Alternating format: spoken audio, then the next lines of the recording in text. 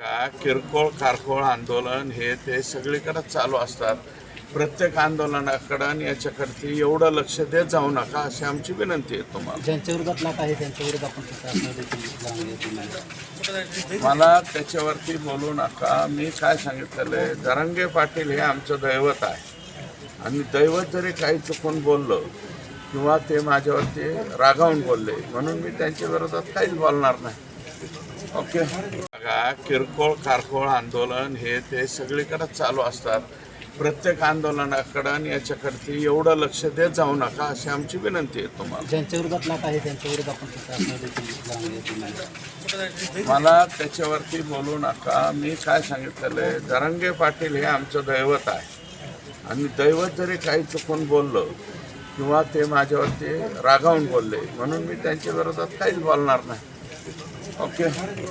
आम्ही भेटलो. एक 2-3 महत्त्वाचे प्रश्न होते. एक पहिला प्रश्न, नारायणगडाची 4 हेक्टर 63 जमीन ही गायरान क्षेत्रामध्ये येते, म्हणजे सरकारी जमीन येते. ती सरकारी जमीन गड नेमका सरकारी जमिनीत येतोय, तर ती जमीन आमच्या नारायणगडाच्या ट्रस्टच्या नावावर करावी बाबांच्या, आणि त्या बदल्यात नारायणगडाची भरपूर अशी जमीन त्याच गावात कोंडूळ याच गावात आहे. ती कोंडूळची जमीन ही शासनाच्या नावावर करावी अशा प्रकारची एक मागणी.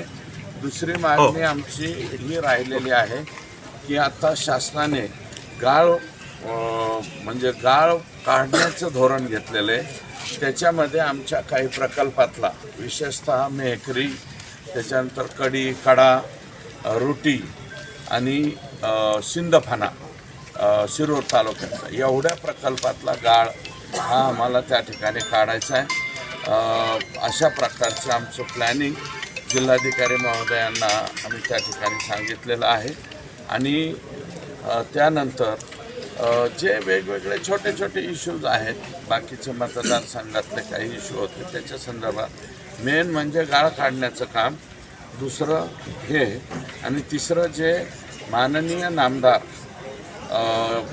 भाई नाईक साहेब यांनी जी बैठक आमची घेतली वन खात्याच्या आणि वन्यजीवच्या बाबतीमध्ये, नायगाव मयूर अभयारण्याच्या बाबतीत, कारण बिबटसुद्धा बाहेर निघतोय, याच्या बाबतीमध्ये जे गिरीपुष्प आहे ग्लेरिसिरिया त्याचं समूळ नष्ट करण्यासाठीचे प्रस्ताव हे लवकरात लवकर त्या ठिकाणी पाठवावे.